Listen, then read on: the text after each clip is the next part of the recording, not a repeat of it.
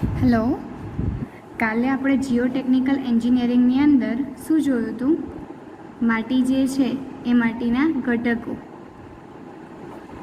Component શું છે માટીની અંદર? 3 કમ્પોનન્ટ છે. પહેલું છે એર, બીજા નંબરમાં છે વોટર અને ત્રીજા નંબરમાં છે સોલિડ પાર્ટિકલ્સ. બરાબર છે? આ 3 વસ્તુ જે છે એ 3 વસ્તુ શેમાં રહેલી છે? સોઇલની અંદર આવેલી છે. આના પરથી આપણે એક બીજી થિયરી જોઈ હતી, 3 phase diagram. Most IMP question, 3 phase diagram. બરાબર? 3 ફેઝ ડાયાગ્રામ કઈ સોઇલ માટે આપણે ડ્રો કરી શકીએ? Partially dry and partially wet. બરાબર છે? થોડી ભીની અને થોડી સૂકી માટી માટે આપણે 3 ફેઝ ડાયાગ્રામ ડ્રો કરી શકીએ. બરાબર છે?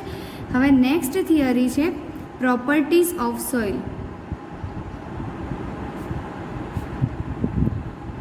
સોઇલના અલગ અલગ ગુણધર્મો છે, 13 જેટલા ગુણધર્મો આપણે અહીંયા સમજવાના છે. પહેલો લઈએ છીએ આપણે વોટર કન્ટેન્ટ. વોટર કન્ટેન્ટ, તો વોટર કન્ટેન્ટની ડેફિનેશન શું થશે? The ratio of mass of water to the mass of solid particles. બરાબર? વોટર કન્ટેન્ટ એટલે શું થશે? વોટર કન્ટેન્ટને આપણે સ્મોલ w વડે બતાવીએ છીએ. તો અહીંયા સૂત્ર રૂપે લખીએ તો w બરાબર થશે આપણે માસ ઓફ વોટર, એટલે માસને m શેનું? વોટરનું, એટલે mw to mass of solid particles. Solid પાર્ટિકલ્સને આપણે કહીશું ms. બરાબર છે? એટલે આપણને એક આ સૂત્ર મળ્યું, વોટર કન્ટેન્ટ w બરાબર mw અપોન ms. બરાબર? હવે બીજી વસ્તુ, આપણને ડેફિનેશન મળી ગઈ, સૂત્ર મળી ગયું. ત્રીજું શું જોવાનું આપણે? એનો યુનિટ. બરાબર? તો ઉપર જે છે માસ એમાં માપીએ કેજીની અંદર, નીચે સોલિડનું માસ પણ કેજીની અંદર, ઉપર નીચે ઉડી ગયું. બરાબર છે? પણ આપણે અહીંયા શું કરીએ છીએ? 100 વડે મલ્ટીપ્લાય કરીએ છીએ. કેમ? કારણ કે એને પર્સન્ટેજમાં શોધવા માટે. તો જેટલા પણ વોટર કન્ટેન્ટ હશે એ બધા આપણે શેની અંદર લઈશું? પર્સન્ટેજની અંદર. બરાબર છે? એટલે એને શું કહી શકીએ? Unit less. વોટર કન્ટેન્ટને કોઈ યુનિટ હોય નહીં. બરાબર છે? નેક્સ્ટ આપણે બીજા નંબરનો ગુણધર્મ છે bulk unit weight. Unit weight one kind of density. બરાબર છે? આપણને ખબર છે ડેન્સિટી ઇક્વલ્સ ટુ શું થાય? Density equals to mass upon volume. બરાબર? ડેન્સિટી ઇક્વલ્સ ટુ શું થાય? માસ અપોન વોલ્યુમ. અહીંયા આપણે શું લેવાનું છે? યુનિટ વેઇટ લેવાનું છે. બરાબર છે? બલ્ક યુનિટ વેઇટ, એની ડેફિનેશન થશે the ratio of total weight of soil sample to the total volume of soil sample. બરાબર છે? બલ્ક યુનિટ વેઇટની ડેફિનેશન શું થશે? The ratio of total weight of soil sample to the total volume of soil sample. એને આપણે symbolic લેંગ્વેજમાં લખીએ, equation રૂપે લખીએ તો શું થશે? બલ્ક યુનિટ વેઇટ, એને ડિનોટ શેના વડે કરીએ છીએ? ગામા. આને કહેવાય ગામા. બરાબર છે? બલ્ક છે એટલા માટે નીચે સબસિડરીમાં લખીશું આપણે બી, ગામા બી. ગામા બી બરાબર ઇક્વેશન શું થશે? Weight of soil sample. કેવું? ટોટલ વેઇટ, એટલે ઉપર થશે w. બરાબર? અને નીચે છે વોલ્યુમ ઓફ સોઇલ સેમ્પલ, એટલે નીચે થશે કેપિટલ વી. એટલે એક આપણું આ બીજું સૂત્ર થશે ગામા બી બરાબર w અપોન વી. બરાબર? એટલે પહેલી થઈ વ્યાખ્યા, બીજા નંબરની અંદર થશે સૂત્ર, અને ત્રીજા નંબરની અંદર આપણું યુનિટ. યુનિટ શું થશે? વેઇટ. વેઇટ શેમાં માપીએ છીએ આપણે? કિલો ન્યૂટન, ન્યૂટન, એની અંદર માપીએ છીએ. ભલે આપણે બોલતા હોય કે વેઇટ કેજીમાં માપીએ છીએ, પણ વેઇટ અને માસ એ બંને વચ્ચે ડિફરન્સ છે. માસ છે એ આપણે કેજીમાં માપીએ છીએ. બરાબર? અને વેઇટ જે છે એ શું થશે?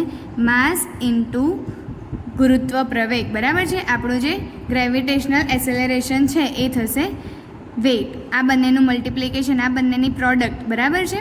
માસ ઇન્ટુ જી, એને કહીશું આપણે વેઇટ. એટલે વેઇટ આપણે શેમાં માપીશું? કિલો ન્યૂટનની અંદર. અને વી વોલ્યુમ શેમાં માપીશું? મીટર ક્યુબની અંદર. વોલ્યુમ એટલે શું થશે? કે સમજી લો કે આપણી પાસે એક રૂમ છે. બરાબર? લંબચોરસ રૂમ છે, આ રૂમની અંદર આપણે હવે એનું વોલ્યુમ, એનું કદ માપવું છે. તો શું થશે? આ જે છે એને કહીશું આપણે લંબાઈ, આ છે એને કહીશું આપણે પહોળાઈ, અને આ છે એને કહીશું આપણે ઊંચાઈ. બરાબર? તો લંબાઈ ગુણ્યા પહોળાઈ ગુણ્યા ઊંચાઈ, તો એ આપણું થશે વોલ્યુમ. લંબાઈ ગુણ્યા પહોળાઈ ગુણ્યા ઊંચાઈ. આ જસ્ટ એક્ઝામ્પલ આપું છું. બરાબર? તો લંબાઈ શેમાં માપીએ? મીટરની અંદર. પહોળાઈ શેમાં માપીએ? મીટરની અંદર. અને ઊંચાઈ શેમાં માપીએ? મીટરની અંદર. તો 3 મીટર ભેગા થયા મીટર ક્યુબ. એટલા માટે આપણું વોલ્યુમનો યુનિટ થશે મીટર ક્યુબ. યુનિટ યાદ નહીં રાખો તો ચાલશે, સૂત્ર આવડતું હશે તો સૂત્ર પરથી આપણે યુનિટ મૂકી શકીશું. વેઇટનો યુનિટ શું થશે? Kilo newton. વોલ્યુમનો થશે મીટર ક્યુબ. એટલે ટોટલ આપણે બલ્ક યુનિટ વેઇટ જે લખ્યું એ બલ્ક યુનિટ વેઇટ ગામા બીનો એકમ શું થશે? કિલો ન્યૂટન પર મીટર ક્યુબ. બરાબર છે? કિલો ન્યૂટન પર મીટર ક્યુબ. એટલે આ થઈ આપણી બીજી પ્રોપર્ટી સોઇલની.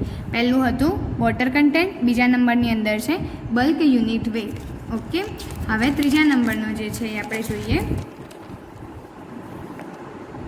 થર્ડ નંબરની અંદર શું આવશે? Dry unit weight. Dry unit weight. Dry unit weight જે છે એની ડેફિનેશન આપીએ આપણે. તો એની ડેફિનેશન શું થશે? તો ratio of weight of solid particles to the total volume of soil. બરાબર? વ્યાખ્યા શું થશે એની? Ratio of weight of solid particles to the total volume of soil. સમજીએ આપણે એને 3 ફેઝ ડાયાગ્રામથી. લાસ્ટ ટાઈમ સમજાયો તો 3 ફેઝ ડાયાગ્રામની અંદર કયા કયા કમ્પોનન્ટ્સ હોય? એ મતલબ એર, એરથી થોડું વધારે વોટર અને એનાથી વધારે સોલિડ પાર્ટિકલ્સ. અહીંયા આપણે વેટ બતાવીએ તો આ વેટ કોનું થશે? W A. આ વેટ કોનું થશે? પાણીનું, ડબલ્યુ ડબલ્યુ. અને આટલું વેટ કોનું થશે? W S. હવે અહીંયા કેમ આપણે વેટ ઓફ સોલિડ પાર્ટિકલ્સ લીધું છે? ફર્સ્ટ ઓફ ઓલ તો આપણને ડ્રાય સોઇલ કીધી છે. બરાબર? આગળ મેં 3 સોઇલ સમજાવી હતી. કઈ કઈ 3 સોઇલ હતી? પહેલું હતું વેટ, બીજા નંબરની અંદર હતું ડ્રાય, અને ત્રીજા નંબરની અંદર હતું partially dry and partially wet. એકદમ વેટ સોઇલ હોય તો એની અંદર કેટલા કમ્પોનન્ટ હોય? 2 કમ્પોનન્ટ. કયા કયા? વોટર અને સોલિડ પાર્ટિકલ્સ. એકદમ ડ્રાય સોઇલ હોય તો એની અંદર કેટલા કમ્પોનન્ટ હોય? 3માંથી 2.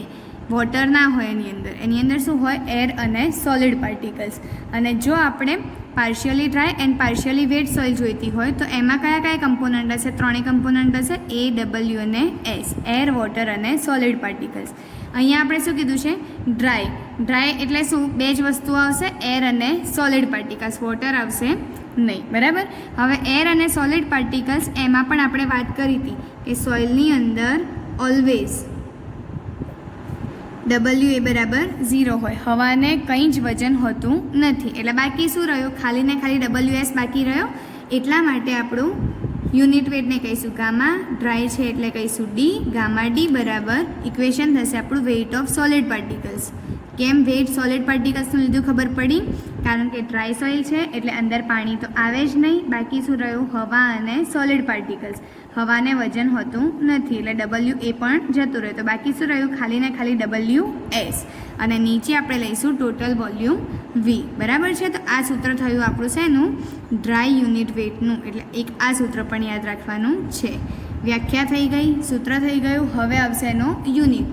એનો યુનિટ પણ સેમ થશે. વેઇટનો થશે કિલો ન્યૂટન અને વોલ્યુમનો થશે મીટર ક્યુબ. તો આ યુનિટ થયો આપણો ડ્રાય યુનિટ વેઇટનો. ઓકે, 3 પત્યા. ચોથા નંબરની અંદર છે saturated unit weight. Saturated unit weight. Saturated unit weight સમજતા પહેલાં સમજવું પડે આપણે સેચ્યુરેશન કન્ડિશન શું છે, સેચ્યુરેશન શું છે. બરાબર? સમજી લો કે આપણે આપણા એક્ઝામ્પલથી લઈ લઈએ કે આપણે પોતે છીએ, બહુ જ ભૂખ લાગી છે. બરાબર? ભૂખ લાગી છે તો આપણે ખાઈ લીધું, પાણી પી લીધું, જેટલું જમવાનું હતું એટલી જેટલી કેપેસિટી હતી આપણી એટલું આપણે ખાઈ લીધું છે. બરાબર છે? એટલી ભૂખ આપણી સંતોષાઈ છે. એકદમ ફૂલ આપણે જમી લીધું છે. હવે સહેજ પાણીની એક સીપ પીવાની પણ જગ્યા નથી, પાણીનો ઘૂંટડો પીવાની પણ જગ્યા નથી. તો આપણી એ કન્ડિશનને કહીશું સેચ્યુરેશન કન્ડિશન. બરાબર. એ જ વસ્તુ આપણે સોઇલની અંદર સમજીએ તો સોઇલમાં શું છે, આ સમજી લો કે સોઇલ સેમ્પલ છે મારી પાસે, બરાબર. સોઇલમાં પણ વચ્ચે વચ્ચે વોઇડ રહેલા હશે. એ વોઇડની અંદર શું હશે, એર અને વોટર બંને. હવે એની અંદર હું પાણી નાખું છું. ધીમે ધીમે પાણી નાખીશ તો માટીની જેટલી કેપેસિટી હશે એટલું પાણી એ શોષી લેશે.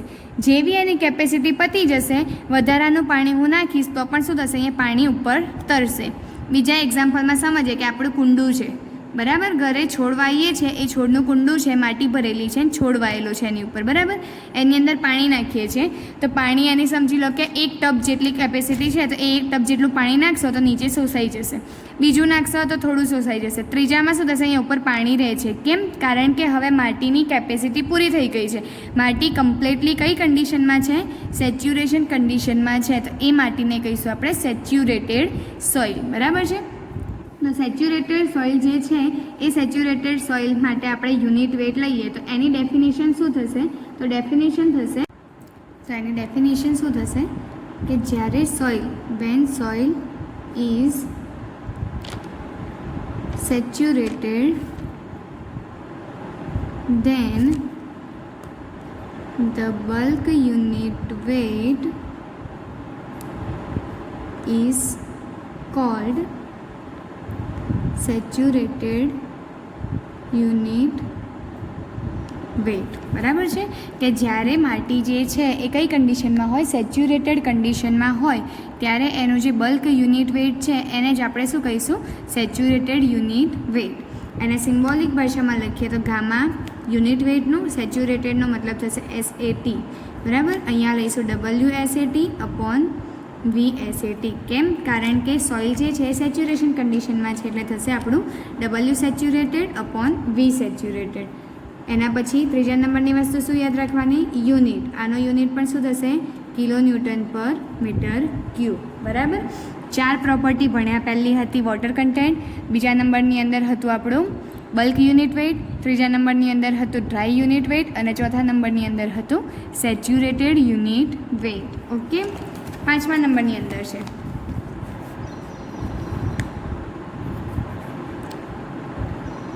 સબમર્જ્ડ યુનિટ વેટ, બરાબર છે. જેમ સેચ્યુરેટેડમાં આપણે સમજતા પહેલાં સેચ્યુરેશનનો મતલબ સમજ્યો, એ જ રીતે હવે આપણે સમજીએ સબમર્જ્ડ. સબમર્જ્ડનો મતલબ શું થશે કે કોઈ પણ વસ્તુ જે છે એને પાણીની અંદર ડૂબાડી દેવી, બરાબર છે. એ પાર્શિયલી ડૂબાડીએ કાં તો ફૂલ્લી ડૂબાડીએ તો એને કહીશું આપણે સબમર્જ્ડ. મારી પાસે એકદમ કોરી માટી છે, રેતી છે, વ્હાઇટ કલરની જે રેતી આવે છે, આપણે એકદમ સ્પ્રિંકલ કરી શકીએ. હાથમાં લઈએ તો હાથમાં એક કણ એનો છૂટો પડી શકે એવી રેતી, બરાબર. તો એ રેતી લીધી, એ કેવી છે, એકદમ ડ્રાય છે, જેની અંદર વોટર બિલકુલ પણ નથી. હવે આ સોઇલને હું શું કરું છું, પાણી ભરેલા બીકરની અંદર હું મૂકું છું, બરાબર છે. પાણી ભરેલા બીકરની અંદર મૂકીશ. પહેલાં પાણીની કન્ડિશન આટલી હતી જ્યારે અંદર માટી નથી નાખી ત્યારે. માટી નાખ્યા પછી એની હાઇટમાં આટલો વધારો થયો, બરાબર છે. તો એ વધારો થયો તો એ જે આપણને મળશે વજન, એને કહીશું આપણે સબમર્જ્ડ વેટ. આ જે માટી છે એ માટીને પાણીમાં ડૂબાડ્યા પછીનું વજન એનું, બરાબર છે. તો એ વખતે આપણને જે મળશે એને કહીશું સબમર્જ્ડ યુનિટ વેટ. સબમર્જ્ડનો મતલબ ખબર પડી કે કોઈ પણ વસ્તુ છે એને પાણીની અંદર આપણે ફૂલ્લી કાં તો પાર્શિયલી, ફૂલ્લી એટલે ટોટલી બધી વસ્તુ આખી, અને પાર્શિયલીની અંદર શું આવશે, અડધી ડૂબાડીએ છીએ અને અડધી ઉપર રાખીએ છીએ, બરાબર. અહીંયા આપણે સોઇલ છે એટલે કમ્પ્લીટલી ડૂબાડી દઈએ છીએ, ફૂલ્લી સબમર્જ્ડ કરીએ છીએ. તો એ કન્ડિશનને કહીશું સબમર્જ્ડ. હવે સબમર્જ્ડ યુનિટ વેટની ડેફિનેશન આપણે જોઈએ તો શું થશે, ratio of submerged soil to the total volume of soil mass, બરાબર છે. Ratio of submerged soil to the total volume of soil mass. આ થઈ આપણી ડેફિનેશન સબમર્જ્ડ યુનિટ વેટની. એને સિમ્બોલિક ભાષામાં લખીએ ઇક્વેશનમાં તો શું થશે, ગામા યુનિટ વેટનું ગામા, સબમર્જ્ડનું થશે SUV, બરાબર. હવે શું કીધું છે, ratio of weight of submerged, weight of submerged soil. તો વેઇટ ઓફ સબમર્જ્ડ, આ જે ડ્રાય સોઇલ હતી, ડ્રાય સોઇલનો વેઇટ કેટલું હોય આટલું, અને એને પાછી આપણે શું કરી પાણીની અંદર ડૂબાડી છે, એટલે શું થશે WD સબમર્જ્ડ અપોન V. આ કઈ રીતે ખબર પડી? હાલ વાત કરી કે સોઇલ કેવી છે, એકદમ ડ્રાય, એટલે એનું વેઇટ કેટલું થશે WD, પણ એને શું કર્યું છે પાણીની અંદર ડૂબાડી છે એટલે સબમર્જ્ડ થશે, બરાબર. WD submerged upon V. ત્રીજા નંબરની અંદર શું વાત? યુનિટ. યુનિટ આપણો શું થશે? કિલોન્યુટન પર મીટર ક્યુબ. ઓકે, એટલે 5 વસ્તુ આપણી થઈ ક્લિયર. છઠ્ઠા નંબરની અંદર આપણે લઈએ છીએ unit weight of solids. Unit weight of solids. 3 phase diagram યાદ છે? આપણે 3 ફેઝ ડાયાગ્રામ આ રીતે ડ્રો કરીએ છીએ. 3 ફેઝ ડાયાગ્રામની અંદર ઉપર બતાવીએ છીએ એર ઓછામાં, એનાથી થોડું વધારે પાણી અને સૌથી વધારે સોલિડ પાર્ટિકલ્સ, બરાબર. ગમે તે એક બાજુ, આ બાજુ વેઇટ બતાવીએ તો આ બાજુ વોલ્યુમ બતાવવાનું. આ શું થશે? WA, આ થશે WW અને આ થશે WS. આ બાજુ આ જોઈએ તો આ થશે VA, VW અને આ થશે VS, બરાબર. હવે શું છે? Unit weight of solids. સોલિડમાં આટલું જ વસ્તુ આવશે. યુનિટ વેઇટનો મતલબ શું થશે? વેઇટ અપોન વોલ્યુમ, બરાબર. અને કોનું છે? સોલિડનું. તો એના પરથી આપણે કહી શકીએ કે સોલિડ પાર્ટિકલ્સનું વેઇટ અને સોલિડ પાર્ટિકલ્સનું વોલ્યુમ એ બંનેનો જે રેશિયો હોય એને કહીશું આપણે unit weight of solid. Clear? તો ડેફિનેશનની અંદર શું લખી શકીએ આપણે? Ratio of the weight of શેનું? Solid particles. Solid particles to the volume of solid particles, બરાબર. વેઇટ શેનું? સોલિડ પાર્ટિકલ્સનું, અને વોલ્યુમ પણ શેનું? સોલિડ પાર્ટિકલ્સનું. એનું સૂત્ર લખીએ યુનિટ વેઇટ ગામા અને સોલિડનું S. તો ગામા S બરાબર WS upon VS. Weight upon volume કોનું? સોલિડ પાર્ટિકલ્સનું. ક્લિયર? ત્રીજા નંબરની અંદર એનો યુનિટ શું થાય? કિલોન્યુટન પર મીટર ક્યુબ. અત્યાર સુધી જેટલા પણ યુનિટ વેઇટ ભણ્યા, 5 યુનિટ વેઇટ ભણ્યા. કયા કયા 5 યુનિટ વેઇટ? પહેલું હતું બલ્ક યુનિટ વેઇટ, બીજા નંબરની અંદર ડ્રાય યુનિટ વેઇટ, ત્રીજા નંબરની અંદર સેચ્યુરેટેડ યુનિટ વેઇટ, ચોથામાં સબમર્જ્ડ અને પાંચમામાં સોલિડ્સનું યુનિટ વેઇટ. આ 5 ભણ્યા. આ 5ના યુનિટ શું હતા? કિલોન્યુટન પર મીટર ક્યુબ. કેમ? કારણ કે બધાની અંદર ઉપર વેઇટ છે અને નીચે વોલ્યુમ છે. બધામાં સેમ એ જ વસ્તુ છે. ચેન્જ શું થાય છે? વેઇટ કોનું લેવું અને વોલ્યુમ કોનું લેવું એ ધ્યાનમાં રાખવાનું છે, બરાબર. એટલે આ 6 વસ્તુ પતી. હવે 7મા નંબરની અંદર લઈએ છીએ સ્પેસિફિક ગ્રેવિટી. 7મા નંબરની અંદર લીધું આપણે સ્પેસિફિક ગ્રેવિટી, બરાબર છે. તો સ્પેસિફિક ગ્રેવિટી જે છે એને આપણે ડિફાઇન કરીશું ratio of the weight of a given volume of solids to the weight of an equal volume of distilled water. Definition બહુ લાંબી છે, ટફ લાગે છે, પણ સમજાય છે એટલે એકદમ ક્લિયર થઈ જશે. ડેફિનેશનની અંદર શું કીધું છે?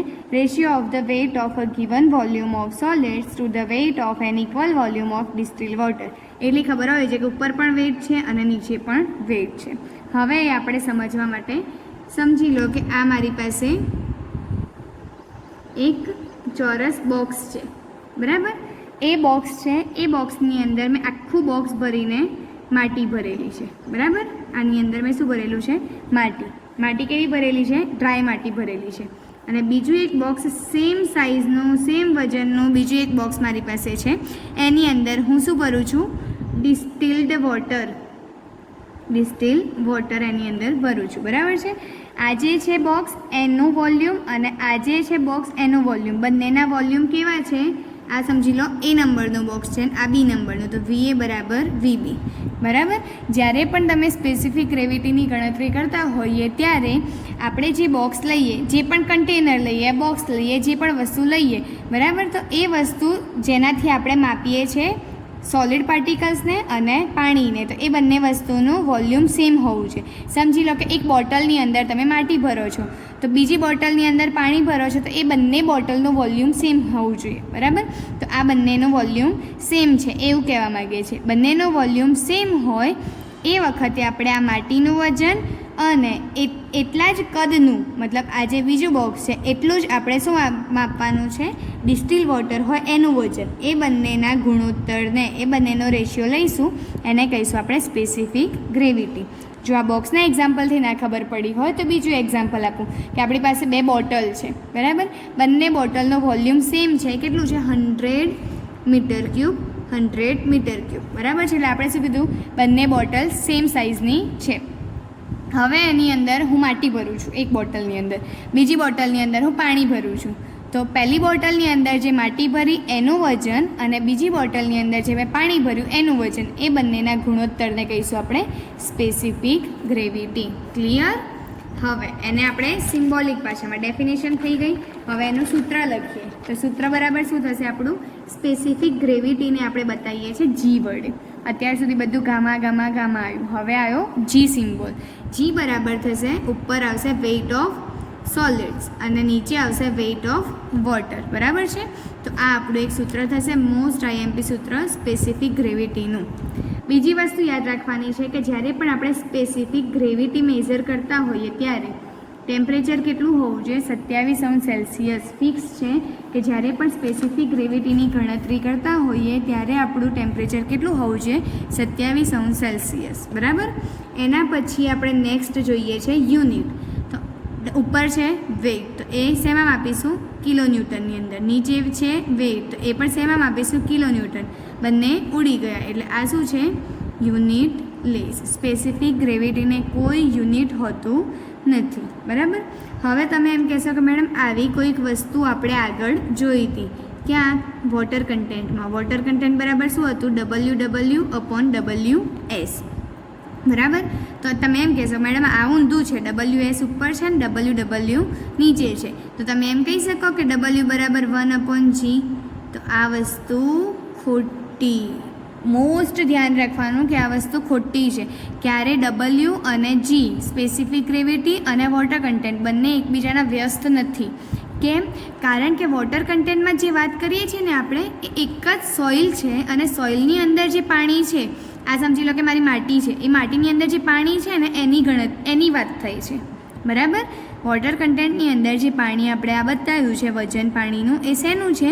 એ જે માટી છે એના અંદર રહેલું પાણી છે. જ્યારે હું સ્પેસિફિક ગ્રેવિટીની વાત કરું છું ત્યારે સ્પેસિફિક ગ્રેવિટીની અંદર શું છે? માટીનું વજન અલગ લઈએ છીએ અને પાણીનું વજન જે લઈએ છીએ ને, પાણી કયું?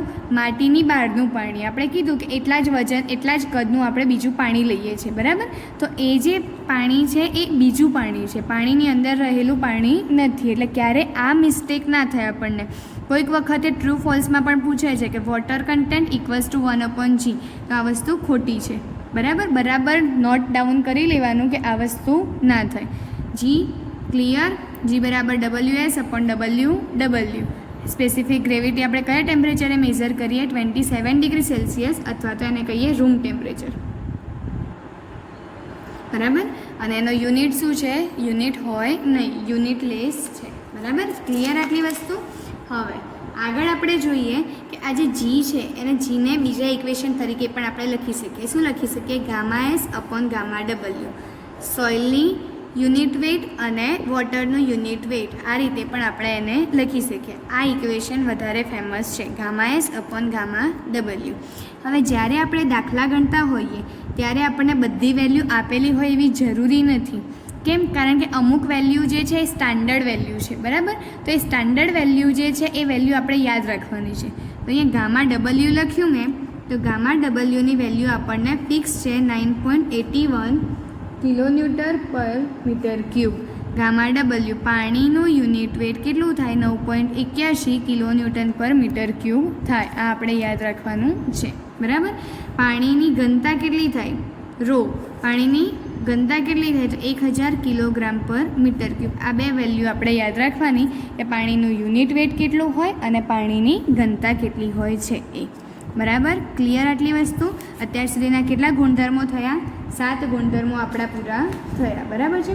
દરેક પ્રકારની માટી માટે આપણને જીની વેલ્યુ અલગ અલગ આપેલી છે. એક આપણને ટેબલ આપેલું છે વેલ્યુ ઓફ જીની વેલ્યુનું ટેબલ આપેલું છે. આ બાજુ આપેલું છે સોઇલ ટાઈપ્સ, અલગ અલગ ટાઈપની સોઇલ છે, અને અહીંયા છે આપણે એની સ્પેસિફિક ગ્રેવિટી. સોઇલ લઈ લઈએ. અહીંયા છે આપણું પહેલા નંબરમાં ગ્રેવેલ. તો ગ્રેવેલની સ્પેસિફિક ગ્રેવિટી કેટલી હોય છે? 2.65 ટુ 2.68. બીજા નંબરની અંદર સોઇલ છે આપણી પાસે સેન્ડ. સેન્ડ માટે કેટલું થાય? 2.65 ટુ 2.68. ત્રીજા નંબરની સોઇલ છે સિલ્ટ સેન્ડ્સ. બરાબર, સિલ્ટી સેન્ડ્સ. તો એના માટે આપણે કેટલી વેલ્યુ થશે? 2.66 ટુ 2.70. ચોથા નંબરની અંદર આપણી પાસે સોઇલ છે સિલ્ટ, એકલા સિલ્ટ. આ સિલ્ટી સેન્ડ છે, સેન્ડ છે પણ અંદર સિલ્ટનું પ્રમાણ છે થોડું ઘણું. આ ટોટલી સિલ્ટ છે. બરાબર, તો સિલ્ટવાળી માટી જે હોય એના માટે કેટલું થશે? 2.66 2.70. પાંચમા નંબરમાં છે ઇનઓર્ગેનિક સોઇલ. Inorganic soil. તો ઇનઓર્ગેનિક સોઇલ માટે આપણે વેલ્યુ થશે 2.70 ટુ 2.80. બરાબર, અને ઓર્ગેનિક સોઇલ લઈએ આપણે, તો ઓર્ગેનિક સોઇલ માટે એની વેલ્યુ થશે બિલો 2.0. બરાબર, યુનિટ તો એનો કોઈ છે નહીં એટલે યુનિટ લખવાનો વારો આવતો નથી. ગ્રેવેલ માટે 2.65 થી 2.68. સેન્ડ માટે પણ સેમ 2.65 થી 2.68. સિલ્ટી સેન્ડ હોય તો 2.66 થી લઈને 2.70. સેમ એ જ વસ્તુ સિલ્ટ માટે છે, 2.66 થી 2.70. આ બે યાદ રાખવાની છે, ઇનઓર્ગેનિક અને ઓર્ગેનિક. ઇનઓર્ગેનિક સોઇલ હોય તો 2.70 થી 2.80 અને ઓર્ગેનિક સોઇલ હોય તો બિલો 2. 2 થી નાની વેલ્યુ જે હોય એ શેના માટે હોય? ઓર્ગેનિક સોઇલ માટે હોય. એપ્રોક્સિમેટલી તમને સમજી લો કે દાખલાની અંદર જીની વેલ્યુ ના આપેલી હોય તો જીની વેલ્યુ 2.65 થી લઈને 2.70ની વચ્ચે તમે ગમે તે લઈ શકો છો. બરાબર છે, ક્લિયર આટલી વસ્તુ? એટલે આપણા 7 જે પ્રોપર્ટીઝ છે, 7 ગુણધર્મો છે એ અહીંયા પૂરા થાય છે. 8મા નંબરનો ગુણધર્મ લઈએ આપણે વોઇડ રેશિયો. હવે જે 8 થી 13 જેટલા ગુણધર્મો છે, 8 થી લઈને 13મા નંબરના સુધીના ગુણધર્મો છે, એ બધાની અંદર આપણે ખાલી ને ખાલી વોલ્યુમની વાત કરીશું. હવે વેઇટની વાત થશે નહીં, ખાલી વોલ્યુમની વાત થશે. બરાબર, તો વોઇડ રેશિયો. વોઇડ રેશિયોની ડેફિનેશન પહેલાં તો લખીએ. તો ડેફિનેશન શું થશે? Ratio of volume of voids to volume of solid particles. Definition શું છે? Ratio of volume of voids to the volume of solid particles. Void ratio જે છે એ વોઇડ રેશિયોને શેના વડે દર્શાવીએ છીએ? ઈ વડે એને દર્શાવીએ છીએ.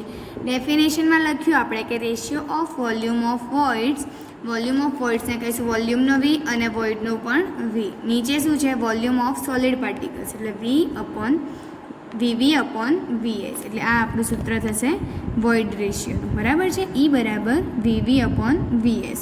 હવે ઉપર વી એનો એકમ થશે મીટર ક્યુબ, નીચે વી એનો એકમ થશે મીટર ક્યુબ. મીટર ક્યુબ ઉડી ગયા તો આનો યુનિટ શું થશે? Unit less.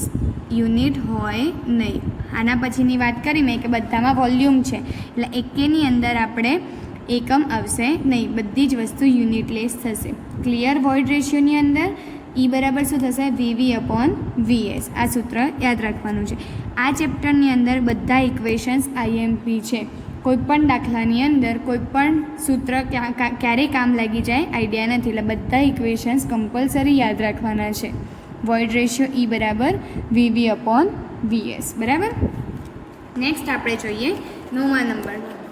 9મા નંબરનો ગુણધર્મ આપણો શું છે? પોરોસિટી. બરાબર, ગુજરાતીમાં પોરોસિટી કહીએ તો એને કહીશું છિદ્રાળુતા. બરાબર છે, કે પથ્થરો સમજી લો કે આ રીતે આપણે ગોઠવેલા છે, તો આ પથ્થરોની વચ્ચે આ જે જગ્યા રહી ગઈ છે એ જગ્યાને કહીશું આપણે પોરોસિટી. બરાબર, તો પોરોસિટીની ડેફિનેશન લખીએ આપણે તો શું થશે? Ratio of volume of voids to volume of total volume. બરાબર છે, total volume of soil mass. શું થશે આપણી definition? Ratio of volume of voids to the total volume of soil માસ.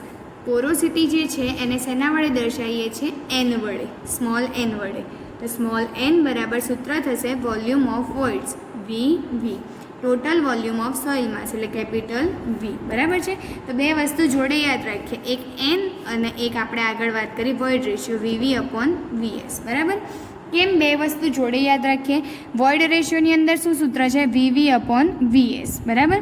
અને વોઇડ રેશિયોના સૂત્રની અંદર શું ચેન્જ કરીએ તો આપણને એન મળે? અહીંયા વીએસમાંથી આપણે વી કરી દીધો. બરાબર છે. એટલા માટે આપણને શું મળી ગયું? પોરોસિટી. બંને ઇક્વેશન થોડા સેમ છે. અહીંયા વીએસની જગ્યાએ વી મૂકી દીધું છે. ક્લિયર? આનો પણ એકમ હોય નહીં એટલે યુનિટ આપણું શું થશે? Unitless. આ બંને ઇક્વેશન જોડે યાદ રાખશો તો જલ્દી યાદ રહેશે. બરાબર. નેક્સ્ટ 10મા નંબરનું છે 10મા નંબરની પ્રોપર્ટી છે degree of saturation. Degree of saturation જેને આપણે સિમ્બોલ છે SR. ડિગ્રી ઓફ સેચ્યુરેશનનો સિમ્બોલ છે SR. એની આપણે ડેફિનેશન લખીએ તો ratio of volume of water to the volume of void. Three phase ડાયાગ્રામની અંદર આપણે અત્યારે જઈએ AW અને S. આ શું થયું? VA. આ શું થયું? VW. અને આ શું થશે? VS. આને આપણે બંનેને કમ્બાઈન લખી શકીએ. A અને Vની જગ્યાએ VV લખી શકીએ આપણે. બરાબર છે. ડિગ્રી ઓફ સેચ્યુરેશનની વાત થાય છે એટલે પાણીની વાત થાય છે. તો પાણીની વાત થતી હોય તો સૌથી પહેલાં ઉપર શું આવે? પાણીનું વોલ્યુમ આવે. વાત અત્યારે વોલ્યુમની જ કરીએ છીએ એટલા માટે V. અને સેચ્યુરેશનની અંદર શું આવે? પાણી એટલે VW. બરાબર છે. હવે VW જે છે એ શેમાં કવર થાય છે? તો આ VV લખીએ. VVની અંદર VW કવર થાય તો નીચે આપણે લખીએ VV. સૂત્ર ટફ નથી, સમજીને યાદ કરીશું ને તો જલ્દી યાદ રહેશે. બરાબર. VW upon VV. કેમ પાણી લીધું? કારણ કે સેચ્યુરેશન છે. સેચ્યુરેશનમાં શું આવે? પાણી આવે. એટલા માટે VW લીધું. W જે છે વોટર એને આપણે શેમાં ગણીએ છીએ? વોઇડની અંદર. તો નીચે લીધું VV. તો સૂત્ર બની ગયું સિમ્પલ. SR બરાબર VW અપોન VV. એટલે આ એક આપણું બીજું ઇક્વેશન તૈયાર. આમાં પણ યુનિટ નથી એટલે થશે યુનિટ લેસ. છે ઇઝી આટલું? ધ્યાનથી ફિગર સાથે અને સમજીને ઇક્વેશન યાદ રાખીશું તો બિલકુલ ટફ નથી. આટલા બધા ઇક્વેશન જોઈને ગભરાઈ નહીં જવાનું. નેક્સ્ટ આપણું છે 11મા નંબરનું પ્રોપર્ટી. 11મા નંબરની પ્રોપર્ટીની અંદર છે એર કન્ટેન્ટ. એર કન્ટેન્ટનો સિમ્બોલ શું છે? એરનો A અને કન્ટેન્ટનો C. એટલે એને શેના વડે બતાવીએ છીએ? AC વડે. બરાબર. હવે એની ડેફિનેશન લખીએ તો એની અંદર શું આવશે? રેશિયો ઓફ એર કન્ટેન્ટ છે એટલે શેનું વોલ્યુમ આવશે? Volume of air to the ratio of volume of void. આમાં પણ સેમ વસ્તુ આ જે આપણે ડ્રો કર્યું હતું એ ડ્રો હું ફરીથી કરું તો આ થયું એર, આ થયું વોટર અને આ થયું સોલિડ પાર્ટિકલ્સ. આ થશે VA, આ થશે VW, આ થશે VS. આ બંનેને કમ્બાઈન હું લખી શકું VV. થ્રી ફેઝ ડાયાગ્રામમાં બતાવ્યું હતું એ રીતે. તો હવે આપણે શું કીધું? Air content AC. એરની વાત થાય છે તો સૌથી પહેલાં ઉપર શેનું લઈ લેવાનું? એરનું વોલ્યુમ આપણે લઈ લીધું. એર શેની અંદર સમાવેશ થાય છે? એરનો વોઇડની અંદર. તો નીચે VV લઈ લીધું. તો આ બંને ઇક્વેશન પણ જોડે યાદ રાખવાના. આગળ કયા બે ઇક્વેશન જોડે યાદ રાખવાના કીધા? N અને E. પોરોસિટી અને વોઇડ રેશિયો બેના જોડે ઇક્વેશન યાદ રાખવાના. સેમ એ જ રીતે SR અને AC બંનેના જોડે યાદ રાખવાના. આમાં શું છે? VW upon VV. આમાં VA અપોન VV. આ સૂત્ર પણ યાદ રહે. કઈ રીતે? એરની વાત થાય છે એટલે ઉપર VA. એર શેમાં સમાવેશ થાય છે? VVમાં. તો નીચે આવશે VV. આ પણ શું છે? યુનિટ લેસ છે. બરાબર. હવે આ બંનેના કમ્બાઈનમાં આપણને એક સૂત્ર છે SR પ્લસ AC બરાબર 1. SR અને AC બંનેનો સરવાળો કરીએ તો હંમેશા આપણને જવાબ 1 મળે છે. બરાબર. આના પરથી બીજા બે ઇક્વેશન બનાવી શકીએ. AC આપણે જોઈએ છે તો આ SRને હું પેલી બાજુ લઈ જાઉં તો શું થઈ જશે? 1 - SR. અને બીજું ઇક્વેશન શું બનશે? SR એમને એમ રાખવું, ACને આમ લઈ જાઉં તો 1 - AC. બરાબર છે. તો આ ત્રણ ઇક્વેશન પણ ધ્યાનમાં રાખવાના છે. એટલે 11 આપણી પ્રોપર્ટીઝ પૂરી થઈ. હવે નેક્સ્ટ 12મા નંબરની પ્રોપર્ટી છે આપણી. 12મા નંબરની અંદર છે હવાની ટકાવારી, પર્સન્ટેજ ઓફ એર. બરાબર છે, પર્સન્ટેજ ઓફ એર. આપણે પર્સન્ટેજ ઓફ એર જે છે એને આપણે શેના વડે બતાવીએ છીએ? એ વડે બતાવીએ છીએ. એની ડેફિનેશન લખીએ તો ડેફિનેશનની અંદર થશે રેશિયો ઓફ વોલ્યુમ ઓફ, શેનો વોલ્યુમ આવશે? હવાની વાત થાય છે એટલે વોલ્યુમ શેનું આવશે? એરનું, to the total volume of soil. બરાબર છે, એરનું વોલ્યુમ લીધું અને ટોટલ વોલ્યુમ લઈશું એટલે હવાની ટકાવારી થશે. હવે એ યાદ રાખવા માટે યાદ રાખો કે જુઓ, પહેલાં વાત થઈ હવા છે એટલા માટે ઉપર આપણે શું લઈશું? Volume of air. હવે નીચે કેમ ટોટલ વોલ્યુમ લીધું? તો ક્યારે પણ આપણે સ્કૂલમાં રિઝલ્ટમાં જોઈએ છીએ કે ટકા આપણે શેમાંથી લઈએ છીએ? ટોટલ જેટલા માર્ક્સ હોય, 100 માર્ક્સ છે, 100 માર્ક્સ છે તો એની અંદર આપણે 5 સબ્જેક્ટ છે તો 5 સબ્જેક્ટના ભેગા થઈને કેટલા થશે? 500 માર્ક્સ થશે. તો આપણે ટકા હંમેશા કેટલાય ગણીએ છીએ? ટોટલે ગણીએ છીએ. તો અહીંયા પણ આપણે હવાની ટકાવારી ગણીએ છીએ. તો હવાની ટકાવારી કેટલાય ગણાય? 100 જ ગણાય. એટલે આપણે અહીંયા ટોટલ વોલ્યુમ ગુણ્યા 100. કેમ? કારણ કે ટકાવારી છે એટલા માટે. ક્લિયર? VA/V કેમ આવ્યું? ટોટલ વોલ્યુમ લેવાનું રીઝન કે આપણે ટકાવારી શોધવાની છે. એટલે ટકાવારી શોધવા માટે હંમેશા ટોટલ વસ્તુ લેવી પડે. ઓકે, તો આ થયું હવાની ટકાવારી. એનો પણ યુનિટ હોય નહીં એટલે એ થશે યુનિટલેસ. અને લાસ્ટ 13મા નંબરનું પ્રોપર્ટી છે ડેન્સિટી ઇન્ડેક્સ. ડેન્સિટી ઇન્ડેક્સ જેને આપણે શેના વડે બતાવીએ છીએ?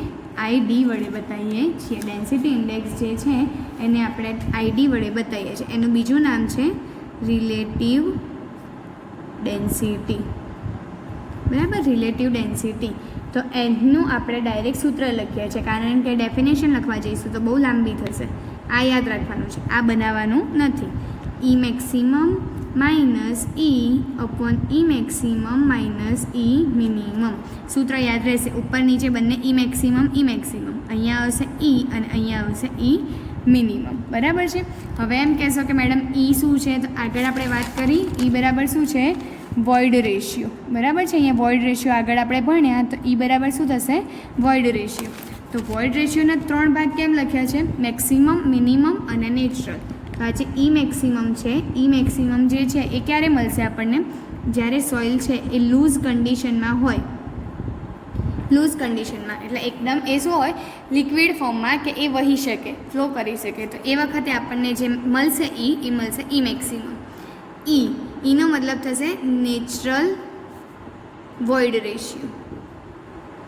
બરાબર છે, વોઇડ રેશિયો જે નેચરલી આપણને કોઈપણ સોઇલ માટે આપેલો હોય એ આપણે E થશે. અને E મિનિમમ થશે. વોઇડ રેશિયો તો ખરો જ, પણ ક્યારનો વોઇડ રેશિયો? કે જ્યારે સોઇલ ડેન્સેસ્ટ કન્ડિશનમાં હોય. ડેન્સેસ્ટ કન્ડિશનમાં હોય ત્યારે આપણને જે વોઇડ રેશિયો મળશે એને કહીશું આપણે ડેન્સેસ્ટ. બરાબર છે, એકદમ સૂકી કન્ડિશનમાં જે વખતે સોઇલ હોય એ વખતે જે વોઇડ રેશિયો મળે એને કહીશું આપણે E મિનિમમ. ક્લિયર આટલી વસ્તુ? તો એક આ ઇક્વેશન પણ યાદ રાખવાનું છે. આમાં પણ શું થશે? એનો યુનિટલેસ. બરાબર, એકદમ શાંતિથી સમજીને તૈયાર કરીશું તો જલ્દી આવડી જશે. તો આજે આપણે સોઇલની આ 13 પ્રોપર્ટીઝ જે છે એ પ્રોપર્ટીઝ કમ્પ્લીટ કરી. આટલી વસ્તુ યાદ કરવાની છે, ઇક્વેશન યાદ રાખવાના છે અને દરેકના યુનિટ્સ યાદ રાખવાના છે. નેક્સ્ટ લેક્ચરની અંદર આ બધાની વચ્ચેનું ઇન્ટર રિલેશન જે છે એ સમજાવીશ. આજે આપણે લેક્ચર આટલે સુધી રાખીએ છીએ. ઓકે.